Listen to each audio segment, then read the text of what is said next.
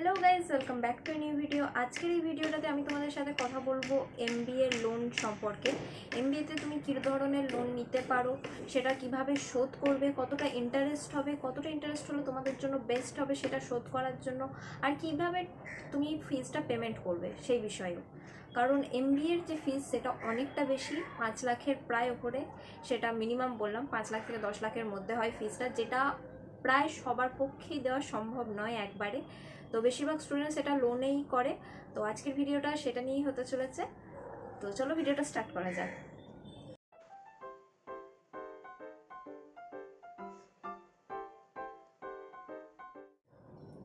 ফার্স্টেই আমি তোমাদেরকে জানাই যে লোন কলেজ থেকেও নেওয়া যায়। কিছু কিছু কলেজ থাকে যাদের সাথে ব্যাংকের টাই আপ থাকে, তো সেখান থেকেও তোমরা লোন নিতে পারো। সেখান থেকে লোন নেওয়ার একটা মাত্র সুবিধা হচ্ছে সেটাতে কোনো জ্বালা ঝঞ্ঝাট কিছু থাকবে না। যেহেতু ওটা কলেজ থেকেই হচ্ছে, তোমরা শুধুমাত্র যে সমস্ত ডকুমেন্টস বলবে সেই সব নিয়ে তোমরা শুধু কলেজকে জমা দিয়ে দেবে। কলেজ থেকে সেগুলো সব ফিল আপ করে তোমাদের লোন হয়ে যাবে। এটা হচ্ছে একটাই, যেটা কলেজ থেকে তোমরা করতে পারো। কিন্তু সেই বিষয়ে তোমরা অবশ্যই দেখে নেবে ইন্টারেস্ট রেট কত হচ্ছে। ইন্টারেস্ট রেট আমি বলে দিই, মিনিমাম তোমরা লাইক 9%-এর ওপরে বেশি যেও না। 9%-এর ওপরে যেও না, না হলে তোমাদেরকে ইন্টারেস্টটা নিয়ে অনেক টাকা পড়ে যাবে। মানে যত টাকা লোন নিচ্ছ তত টাকার মানে ডবল টাকা তোমাদেরকে শোধ করতে হবে। হাউস লোন আর এডুকেশন লোনে এরকমই হয়। যদি তোমরা 6 লাখ টাকার লোন নাও, তোমাকে 12 লাখ টাকা রিটার্ন করতে হবে ব্যাংকে। তো এরকমভাবেই চলে। সো প্লিজ তোমরা যখন দেখবে একবার এই জিনিসটাও চেক করে নিও যে কত ইন্টারেস্ট পড়ছে, যদি তোমরা কলেজ থেকে করো তো। আর কলেজ থেকে করলে সেরকম কোনো জ্বালা জঞ্জাট কিচ্ছু নেই, শুধুমাত্র ডকুমেন্টস দেবে, ফিল আপ করবে, কলেজ থেকেই হয়ে যায়। এটা হচ্ছে একটা সুবিধা, অ্যাডভান্টেজ, আর খুব তাড়াতাড়িও হয়ে যায়। অ্যাডভান্টেজ আছে কলেজ থেকে করার। এরপর হচ্ছে স্টুডেন্ট ক্রেডিট কার্ড। যদি তোমরা নিজে থেকে করো বা স্টুডেন্ট ক্রেডিট কার্ড থেকে করো, তাহলে সেক্ষেত্রে ভীষণ জানা, মানে ব্যাংক আর কলেজ ঘোরাঘুরি করতেই হবে, কিছু করার নেই। স্টুডেন্ট ক্রেডিট কার্ডে তার থেকেও বেশি। যদি তোমরা কেউ স্টুডেন্ট ক্রেডিট কার্ড বা নিজে থেকে লোন নেওয়ার চেষ্টা করো, তাহলে আমি বলবো অনেক তাড়াতাড়ি অ্যাডমিশন নিয়ে নেওয়ার জন্য। কারণ ওটা তোমার লাইক প্রসেস হতেই 6 মাসের মতো লেগে যাবে। যদি 6 মাসের মতো তোমার ওখানেই লেগে যায়, যদি পরে অ্যাডমিশন নাও, আগস্ট থেকে ক্লাস স্টার্ট হচ্ছে, তাহলে তোমার সেশনও স্টার্ট হয়ে যাবে, ততদিনে লোনও অ্যাপ্রুভ হবে না। লাইক খুবই বাজে ব্যাপার হয়ে যাবে। সো আমি এর জন্য তোমাদেরকে রেকমেন্ড করবো, যদি কেউ লোন নিয়ে পড়ো, সো তাড়াতাড়ি যেন অ্যাডমিশনটা নিয়ে নাও। তো সেক্ষেত্রে স্টুডেন্ট ক্রেডিট কার্ডটা বলি। স্টুডেন্ট ক্রেডিট কার্ডে তোমাদেরকে ফার্স্টে একটা কলেজে অ্যাডমিশন নিতে হবে। অ্যাডমিশনের একটা লেটার কলেজ থেকে ইস্যু করে। সো তুমি এবার কলেজের উপর ডিপেন্ড করছে কত টাকা দিলে তারা ওই লেটারটা তোমাকে দেবে। সো তুমি যখন সেই লেটারটা পেয়ে যাবে, সেটা দিয়ে তুমি অ্যাপ্লাই করবে। ফার্স্টে একটা কার্ড আসবে, তারপরে আবার তোমাকে ব্যাংক থেকে সেটা অ্যাপ্লাই করবে, ব্যাংক থেকে আবার কলেজে পাঠাবে যে ভেরিফিকেশনের জন্য যে তুমি আদৌ অ্যাডমিশন নিয়েছো কিনা। সে তখন আবার তোমাকে কলেজে গিয়ে রিকোয়েস্ট করতে হবে তাড়াতাড়ি করে যেন সেটা অ্যাপ্রুভ করে দেয়। সেটা আবার যখন কলেজে অ্যাপ্রুভ করবে, তারপরে আবার ব্যাংকে আসতে হবে। ব্যাংক তারপরে লোনের প্রসেসটা করবে এবার ব্যাংকের ওপর। লাইক অনেকবার, একবার খালি ব্যাংক কলেজ এরকম করে ঘুরতে হবে।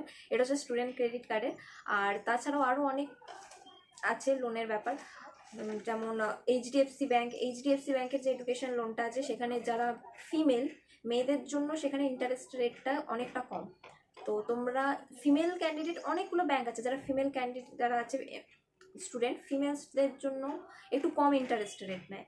তো সেই জিনিসগুলো তোমরা দেখতে পারো। স্টুডেন্ট ক্রেডিট কার্ডে এরকম কিছু নেই, ছেলে মেয়ে সবাইকে সেম ইন্টারেস্ট রেটেই তোমাদেরকে টাকা দিতে হবে। স্টুডেন্ট ক্রেডিট কার্ডে একটা সুবিধা হচ্ছে শুধুমাত্র সেটার ইন্টারেস্ট রেটটা খুব কম, এটাই যা, তাছাড়া আর কোনো সুবিধা নেই। না তোমার তাড়াতাড়ি হবে, যদি তোমার খুব ভাগ্য ভালো থাকে তাহলে হয়তো স্টুডেন্ট ক্রেডিট কার্ডে তোমার অ্যাপ্রুভালটা আসবে। বাট যদি তুমি ফিমেল হও, তাহলে আমি বলবো প্রাইভেট ব্যাংক যেগুলো আছে সেগুলোতে তুমি চেক করতে পারো, সেখানেও কিন্তু কম ইন্টারেস্টে তোমরা লোনটা পেয়ে যেতে পারো। আর সেখানেও প্রসেসটা অনেকটা তাড়াতাড়ি হয়ে যাবে যদি ঠিকঠাক থাকে তো। আর লোন নেওয়ার সময় একটা জিনিস দেখতে হবে যে তোমার ফ্যামিলিতে কারোর লোন নেওয়া আছে কিনা।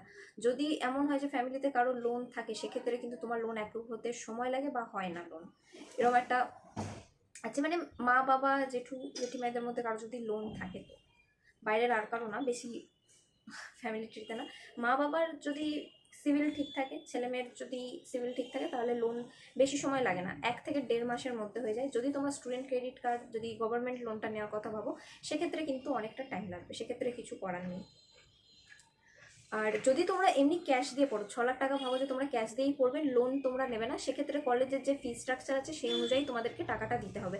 আর অবশ্যই যখন ভর্তি হবে তখন জেনে নেবে এর থেকে কোনো এক্সট্রা টাকা লাগে কি লাগে না, কারণ অনেক সময় ফি স্ট্রাকচার যা দেওয়া থাকে তার থেকেও বেশি টাকা লাগে, কারণ আরও অনেক কিছু, ইউনিফর্ম ফিস, লাইব্রেরি ফিস, তারপর বইয়ের জন্য একটা আলাদা করে ফিস নেয়, রেজিস্ট্রেশনের জন্য আলাদা করে ফিস নেয়। তো এই জিনিসগুলো দেখে নেবে, এগুলো কিন্তু ফি স্ট্রাকচারে মেনশন থাকে না, ফি স্ট্রাকচারে শুধুমাত্র অ্যাডমিশন আর সেমিস্টার ওয়াইজ ফিসটা মেনশন থাকে। তো আমি তোমাদেরকে রেকমেন্ড করবো তখন যেন সেই ফিসগুলোও দেখে নাও, তাহলে তোমরা দেখতে পাবে একদম যে 2 বছরে তোমাদের পুরোপুরি কত টাকা লাগছে। সো এইভাবে তোমরা ফিসটা দেখে নিতে পারো। তো আজকে এটাই ছিল ভিডিওর টপিক, আশা করি তোমরা বুঝতে পেরেছো। যদি তোমাদের ভালো লেগে থাকে অবশ্যই লাইক, শেয়ার এবং সাবস্ক্রাইব করে দিও। আর অবশ্যই কমেন্ট করো যদি তোমাদের কোনো প্রশ্ন থাকে। তো আর যদি তোমরা চাও যে কোনো টপিক নিয়ে আমি আলোচনা করি, কোনো একটা ভিডিও বানালে ভালো হয়, তাহলে সে অবশ্যই তোমরা কমেন্টে জানিও যে কী নিয়ে নেক্সট ভিডিও বানালে তোমাদের সুবিধা হবে। তো আজকের ভিডিওটা এইটুকুই গাইস, টাটা, দেখা হচ্ছে পরের ভিডিওতে, টাটা।